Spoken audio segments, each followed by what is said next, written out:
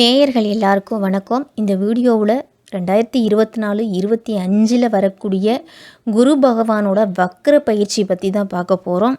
நவகிரகத்திலேயே சுபகிரகம் அப்படின்னு சொல்லக்கூடியவர் குரு பகவான். குரு அருள் இருந்தால் தான் நமக்கு திருவருள் அப்படிங்கிறது கிடைக்கும். அப்படிப்பட்ட குரு பகவானுடைய வக்ர காலம் அப்படிங்கிறது தொடங்க போகுது. அக்டோபர் மாதம் 9ஆம் தேதியிலிருந்து பிப்ரவரி மாதம் 4ஆம் தேதி வரைக்கும் சொல்லப்போனால் 119 நாள் குரு பகவான் வக்கரமாக இருக்கிறாரு. அதுவும் ரிஷப ராசியில் ரோகிணி நட்சத்திரத்துலேயும் கிருத்திக நட்சத்திரத்துலேயும் வக்கரம் அடைய போகிறாரு. நேயர்கள் எல்லாருமே நினைக்கலாம், குரு பெயர்ச்சியாயே எங்களுக்கு ஒரு பிரயோஜனமும் இல்லை, இப்போ குரு வக்ரம்னு வேற சொல்கிறீங்க, அதனால் எங்களுக்கு என்ன பலன் அப்படிங்கிறது கிடைக்க போகுது அப்படின்னு நம்ம பலரும் யோசிச்சுட்டு இருப்போம். பயப்பட வேண்டிய அவசியம் அப்படிங்கிறது இருக்காது. குரு வக்கரம் அப்படின்னாலே சூரியனோட பார்வையிலிருந்து மறையிறது தான் குரு வக்கரம். அதே மாதிரி நவம்பர் மாதம் 15ஆம் தேதி சனி பகவானும் வக்கரமடைய போறாரு. சனி பகவான் அப்படின்னாலே தர்ம கர்மாதிபதி, தர்மத்துக்காக துணை நிற்கக்கூடியவர். இப்படி இந்த 2024 முடிகிறதுக்குள்ள குரு வக்கரமும் சனி வக்கர நிவர்த்தியும் நமக்கு கிடைக்க போகுது. அதனால இந்த 12 ராசிக்காரர்களுக்கும் எப்படிப்பட்ட பலன்கள் எல்லாமே கிடைக்க போகுது அப்படிங்கிறத நம்ம விரிவாகவே பார்க்க போகிறோம். வாங்க. தனுசு ராசிக்காரர்களுக்கு குரு பகவானுடைய வக்ர காலம் எப்படி இருக்குது அப்படின்னு தான் பார்க்க போகிறோம். 119 நாள். ராசிக்கு அதிபதியே உங்களுக்கு குரு பகவான் தான்.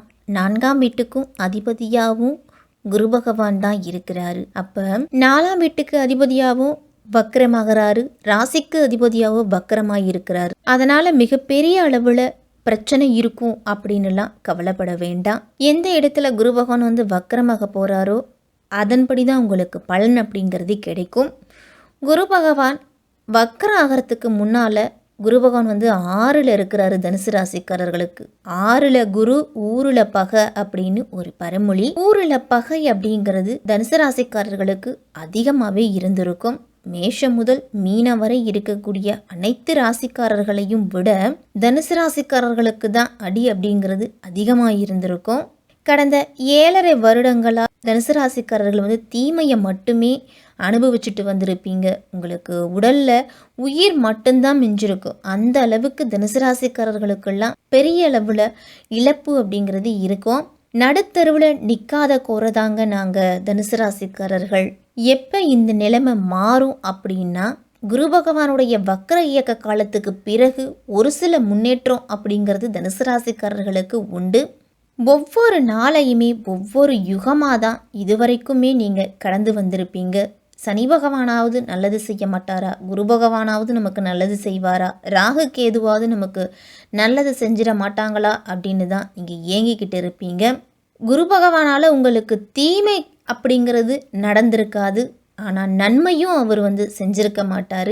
இந்த தனுசு ராசிக்கு 6ல் இருக்கும் குரு பகவான் ஊரெல்லாம் பகையை ஏற்படுத்தியிருப்பார். அதற்கு ஏற்ப நீங்கள் ஒவ்வொருவரையும் பகைச்சு கொண்டிருக்கும் நிலை தான் வந்திருக்கும். ஆனால் ஒரு விஷயம் என்ன அப்படின்னா, தனுசு ராசிக்காரங்களை பகைச்சிக்கிட்டவங்க யாருமே நல்லா வாழ்ந்ததா சரித்திரமே கிடையாது. நேர்மை நியாயத்துக்கெல்லாம் பெயர் போனவங்க அப்படின்னு சொன்னோன்னா அது தனுசு ராசிக்காரர்கள் தான். உங்கள் ராசி அதிபதியும் இந்த குரு பகவான் தான். அப்போ மாதா பிதா குரு தெய்வம் அப்படின்னு சொல்லுவாங்க. அதுபோலத்தான் தனுசு ராசிக்காரர்களும். தனுசு ராசிக்காரர்கள் கூட யாரெல்லாம் இருக்கீங்களோ அவங்களுக்கு நன்மை தான் நடக்குமே தவிர கெட்டது அப்படிங்கிறது நடக்காது. காசு பணம் அப்படிங்கிறது வந்தாலும் கடன் வாங்க வேண்டிய சூழல் தான் இருந்திருக்கும் இதுவரைக்கும்.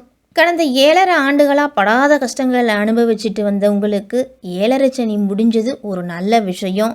ஆனால் இன்னும் நல்லது நடக்கலையே அப்படின்னு புலம்பிக்கிட்டே இருக்கிறவங்க தான் அதிக பேர்.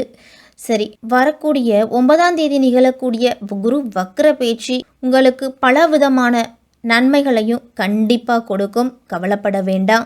அதே மாதிரி நினைச்சதும் வேலை வாய்ப்பு அப்படிங்கிறது கிடைக்க போகுது.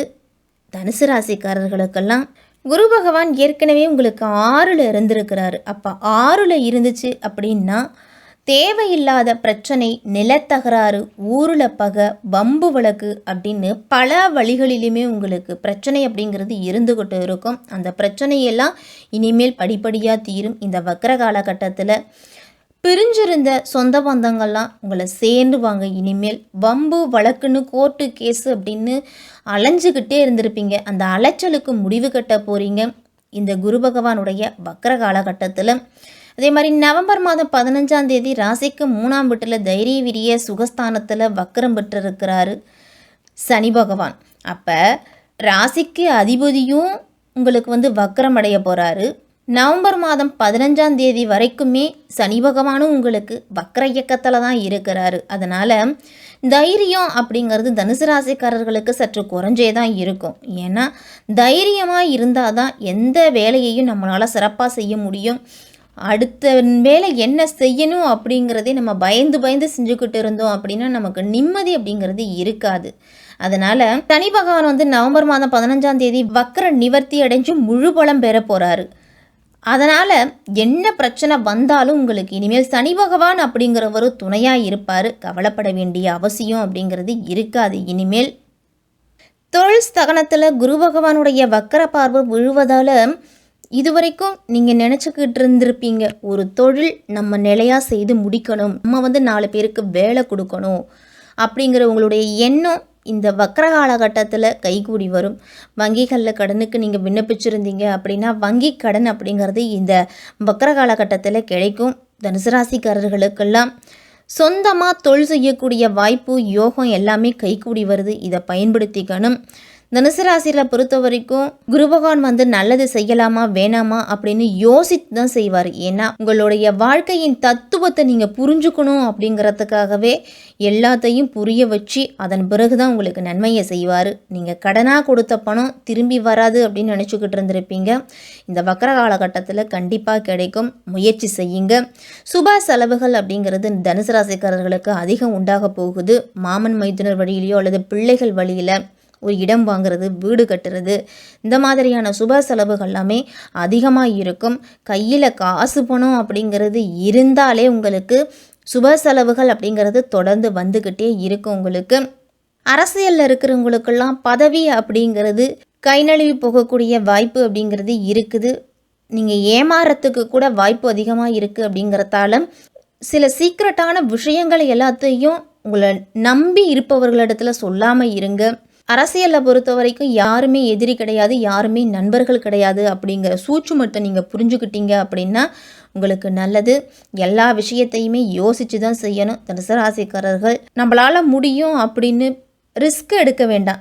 இந்த குரு பகவானுடைய வக்ர காலகட்டத்தில் அரசியல்வாதிகள் அதே மாதிரி பெற்றோர்களோட ஒரு சில பிரச்சனைகள் அப்படிங்கிறது வரும். உடன் பிறந்தவர்களோடும் சண்டை சச்சரவுகள்லாம் அவ்வப்போது ஏற்பட்டு நீங்கும்.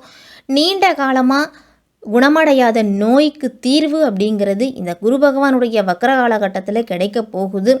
உத்தியோகத்தில் இருக்கிறவங்கெல்லாம் வேலையில் புதிய உற்சாகத்தோடு செயல்படுவீங்க.